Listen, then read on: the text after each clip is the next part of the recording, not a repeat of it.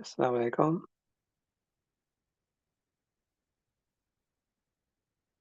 وعليكم السلام ورحمة الله وبركاته. Bismillah.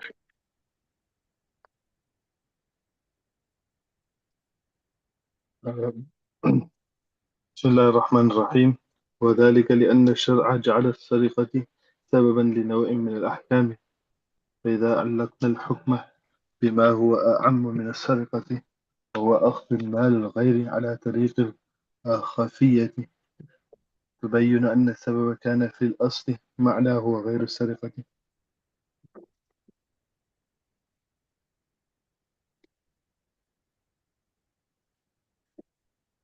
فلذلك بسم الله الرحمن الرحيم.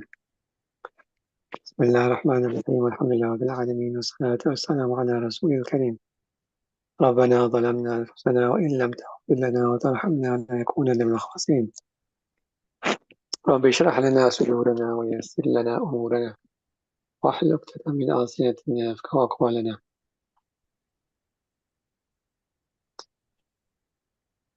اللهم ألهمنا مراشد أمورنا ونعوذ بك من شرور أنفسنا. So we're busy discussing the shurut of qiyas, which are 5. Discussing the 4th one currently, and which is what? The illah, which we derive, or the qiyas we make, was not be based on linguistic considerations, but rather must be based upon a hukm shari, on a shari matter. I give 2 examples, the example of khamar and the example of sariqah. If we take the definition of khamar, لأن يخامر العقل, and now we're saying that anything else will also, that does the same thing, intoxicate, will also be called khamar. And as a result, it will take the hukm of khamar as well. So we're saying no, that's the linguistic, you're making the illa as something which is linguistic, something which is related to language. There's not an illa that is based on a shari'i hukm. And we said that if you do that, this will lead to invalidating the shari'i asbab, the shari'i means of one reaching a valid qiyas. Why now? وَذَلِكَ لِأَنَّ الشَّرْعَ. He's explaining now how you invalidate this. It is because the Sharia جعل السرقة سببا لنوع من الأحكام. That is because the Sharia has made stealing a means of a specific type of hukm.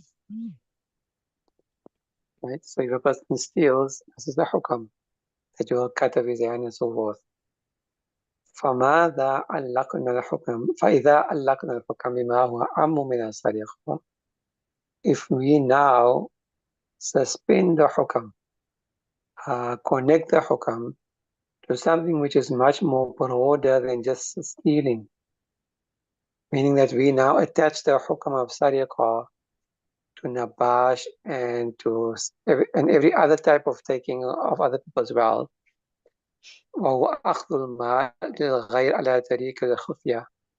That is to take somebody else's wealth in a stealthy way, in a quiet manner, in a secret manner that the person is unaware.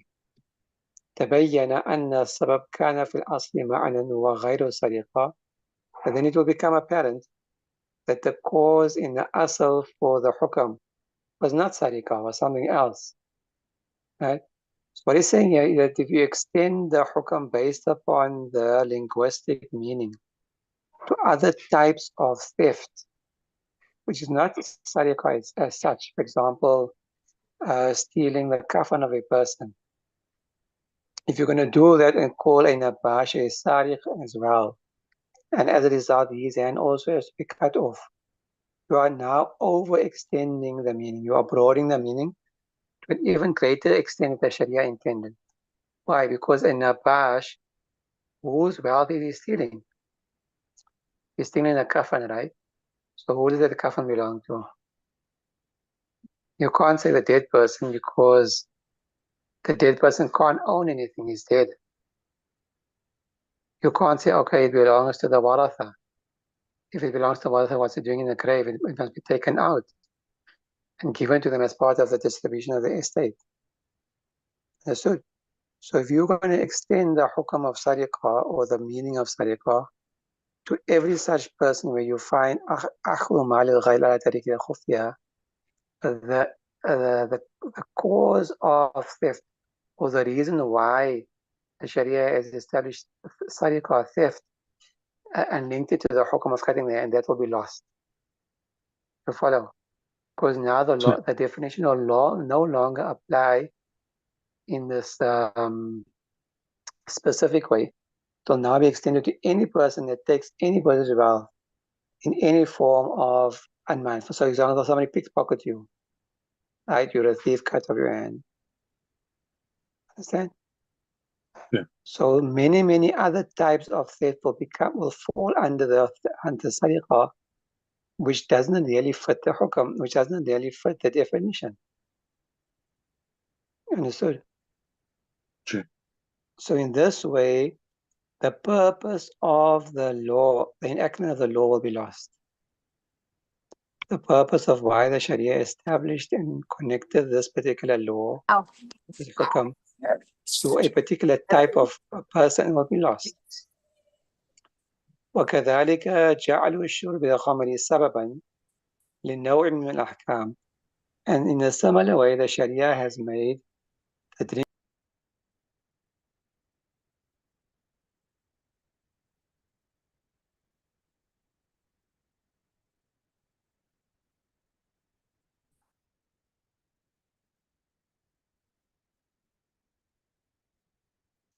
Moulana, I can't hear you.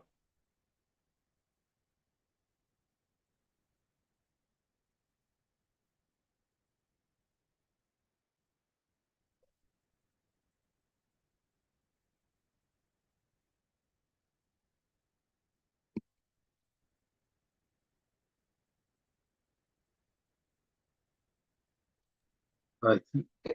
Can you hear me? Sure. I don't know what happened there. Anyway, so where did you lose me?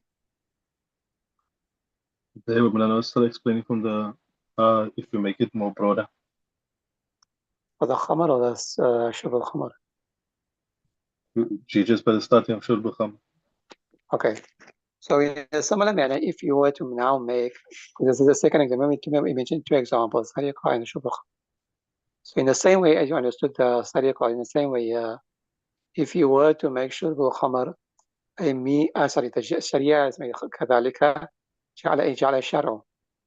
The Sharia, the legislator, Allah Ta'ala, has made the consumption of khamar a means for a specific type of hukam. فإذا علقنا الحكم now, if we're going to attach the hukam to a matter which is far more broader than khamar. So we're saying anything that intoxicates is called a khamar. So now what? We're going to tabayyan, it will become clear أن الحكم كان في الأصل.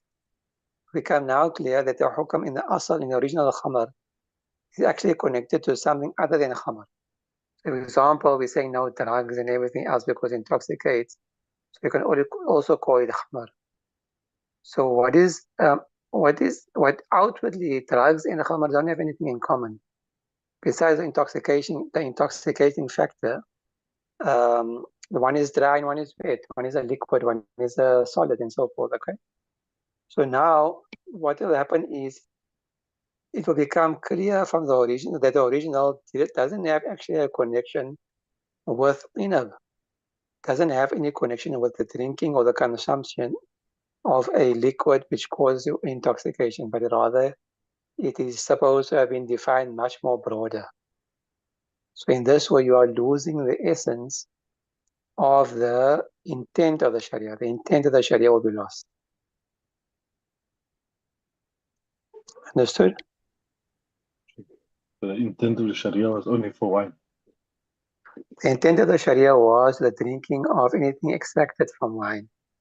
But we made qiyas, or Nabi made qiyas, anything else that is muskir will have the same hukam, not because it is wine, but because it is intoxicating.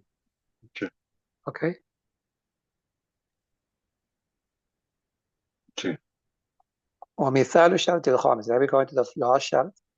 Example of the last. What is the last شرط? وما لا يكون فرع منصوص عليه. This is easy. That the فرع, the subsidiary law, the law that you're extracting via قياس, must not already have a حكم in the Sharia. Otherwise, the Sharia must not have already pronounced a حكم on that. This is easy. This is something which is obvious. You can't make qiyas where the Sharia has already given you the hukam. What you're making qiyas for? You're making qiyas for the Sharia has already told you what to do. So, for example, كما يقال إعطاء رقبة الكافرة في كفارة اليمين والديار لا يجوز بالقياس على كفارة القتل. So, for example, they say that you can't free a non-Muslim slave in كفارة اليمين and diyar. Understand? It's not permissible by making qiyas upon kafar al-qatl. Because in the kafar al-qatl, tahrir raqabatin mu'mina is specifically mentioned. So, ومن قتل مؤمنا متعمدا فجزاء من قتل خطأ فتحرير رقبة مؤمنة النساء. So you can't say that here the kafara specifies mu'mina. It's muqayyad here by mu'mina. And in kafar al-yamin and diyar, there is no mention of mu'mina. It's tahrir raqaba. I said, I just forget the ayat now.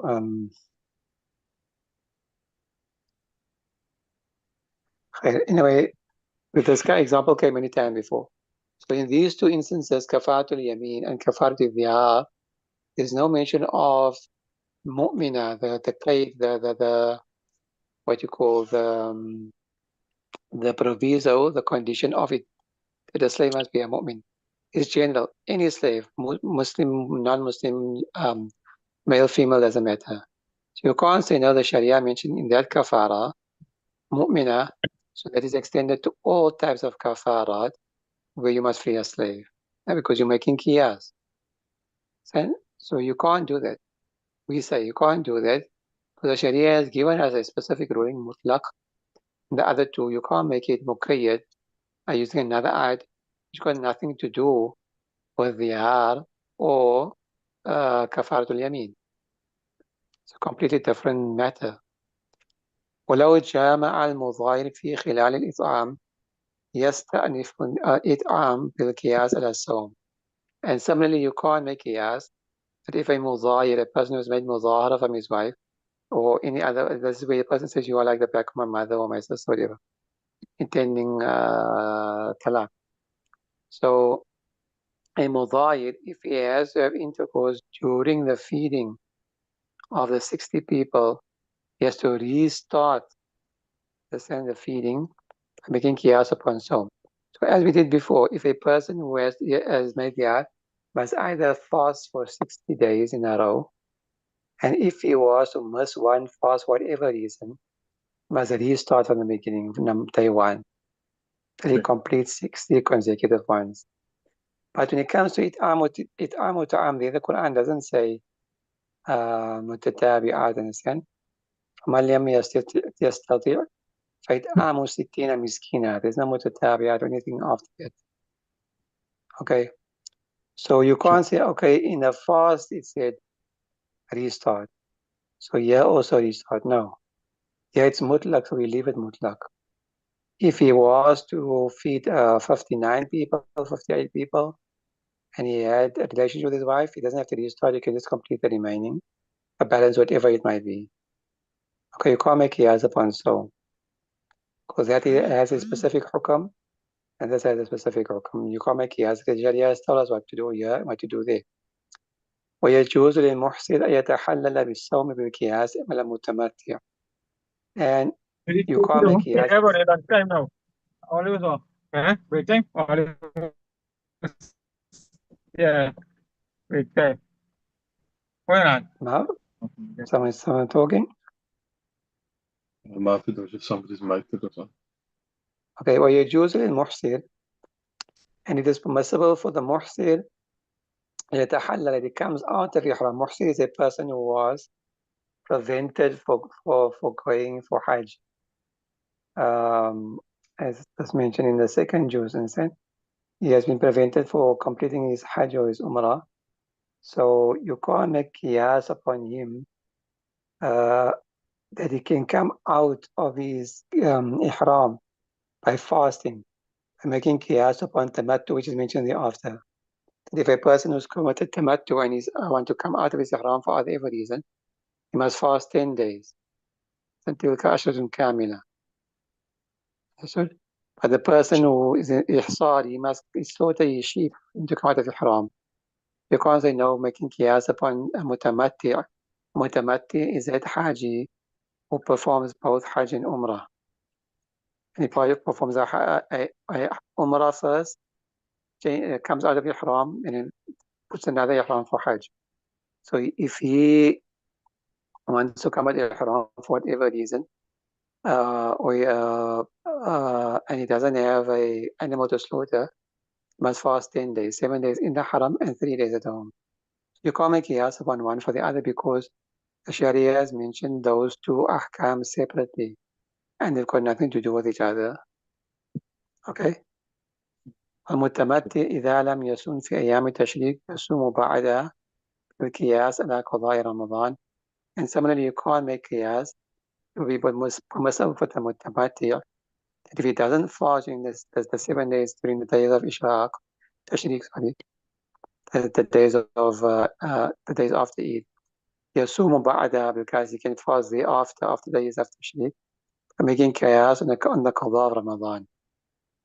You can't do that. The qadha of Ramadan is something else, and his hukum of fasting is something else. The 10 days that he must fast is something else. Okay? So because clear nas text exists regarding the rulings of these things, you can't make qiyas of one or the other. Okay? And draw or pull the hukum of one to the other.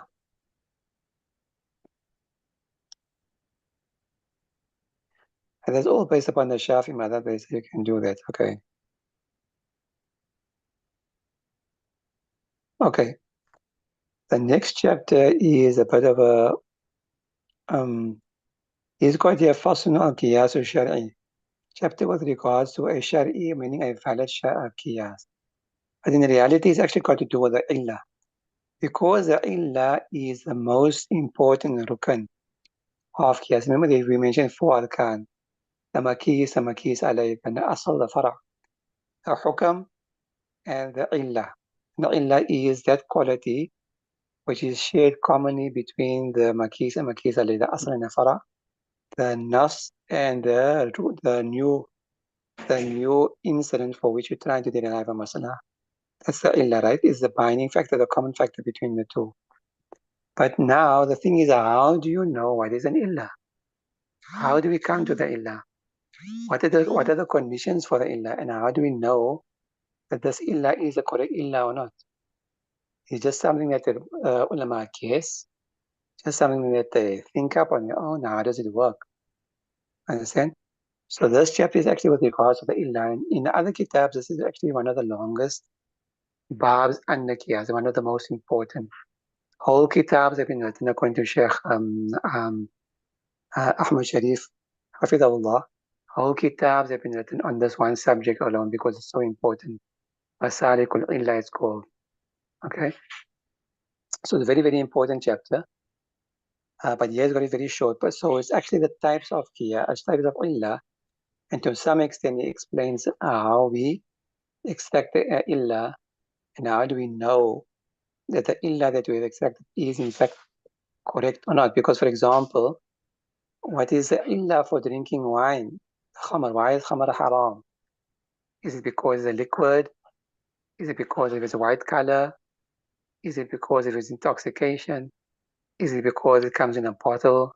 There are many possibilities as to what the illah could be. The mujtahid's job is to sift through all of it and see what doesn't make sense, what is not fit to be an illah, and what can be the illah. You follow? Okay. Now, sometimes the Sharia will mention what the illah is clearly. Either the Quran mentions it clearly, or the Sharia mentions it clearly. So it's very, very easy. But sometimes, obviously, that's where the difficulty comes. It doesn't mention. It just mentions the law, and it's now down to the mujtahid to try to extract the illah. And so that's why you find sometimes it's differing in the opinions of the ulama. Like, for example, what is riba? Those when we just mentioned those 6 things. There's 4 madhabs. All 4 madhabs have a different illah. We say qadar ma'al jeans. I read this before. Shafi Rahman say edible stuff, and so on and so forth. Understood? Okay. Why? Because the Nabi didn't mention any illah.